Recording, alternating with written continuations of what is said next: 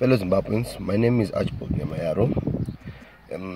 I want to make comments on our political atmosphere and economic stance that we have as Zimbabwe.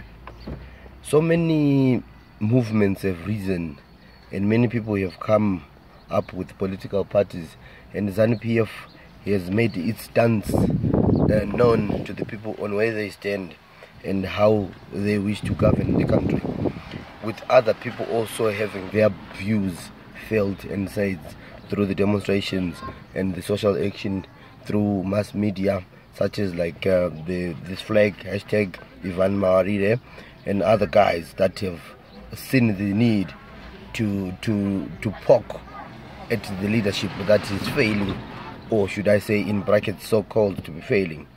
I am non-partisan, but this is what I have to say to the people. The problem is no party or no individual is willing to share power.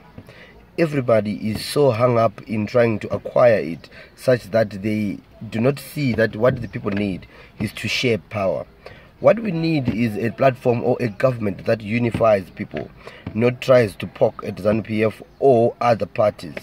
ZANU-PF has long failed to share power, but this stigma, this syndrome that they have is spread like a veiled fire. People now want power at the expense of poking at ZANU-PF. ZANU-PF has failed, but the people in trying to address the issues of ZANU-PF are not making it any better, because it is those people that are in ZANU-PF that are still our brothers and family in their wrongdoings. So what we need to do now is to start finding solutions that are very inclusive, rather than trying to bury ZANU-PF or to bury other parties or to poke at other ideologies. Let us find a way on how we can match ourselves rather than fight amongst ourselves. Because if we are patriotic, that means we stand for one Zimbabwe and for one nation. And the nation has got people of various dynamics. ZANU-PF being part of them, and MDC being part of them, and the other Vivas being part of them, and the NXG being part of them. So what I advocate for is for an electorate which can think and elect people according to merit. I believe that the old leadership that has presumably failed, he has got something to offer, and the new leadership which is coming in has got something to offer. So it is up to us as Zimbabweans to find the right formulae, or should I say formula, to make this country go forward. We've been wasting a lot of time having police beat up people and having people being always on the streets. That will not give us a solution, but it is a start, but that is not the solution. Rather than trying to engage the government in talks, we spend a lot of time and a lot of energy fighting against a people that is similar to us. Have we tried all other mechanisms and failed? And if it is that we have tried to engage government in a way that is productive and failed, that means surely the government has let people down. But what I'm trying to run away from is an atmosphere of hate and an atmosphere of self-pity. Whilst other people might say the old man's time is up, unfortunately right now he is still in office.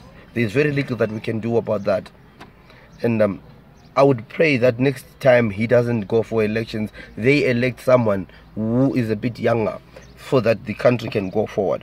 But if ZANU-PF feels he is the man for them, and because we are a democracy, we will not poke at them, but rather what we could do is to have other candidates which the people will vote for. But if he has a better following and a better strategy to win an election, whether you choose to call it rigging, that means the people are not doing enough to get him out of the seat. So always being on the complaining side won't help much. So I urge the people of Zimbabwe not to be selfish, but to look at problems and look for solutions that will help the Zimbabwean electorate.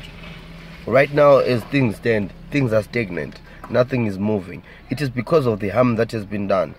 Partly because of the sanctions that ZANU-PF is crying about, partly because of the neglect that they have done, and partly because of failure of taking ownership from the Zimbabwean people.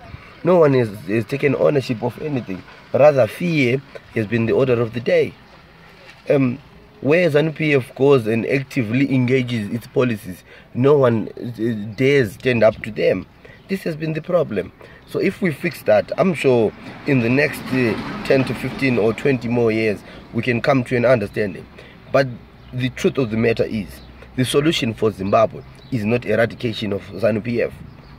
Neither is it eradication of any political party, because any person in this Zimbabwe has got the right to do as he or she pleases.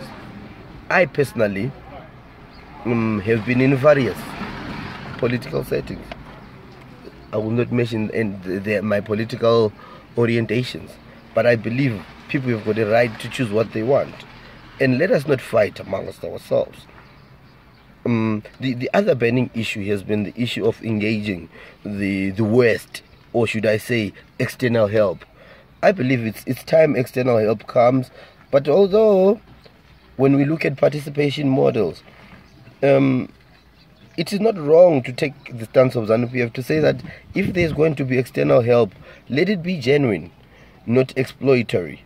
So it poses questions, but I think with the proper help, we can get to where we want to get. Ladies and gentlemen, my name is Archibald Nyamayaro. I'm not political, but I'm just airing my views. Thank you.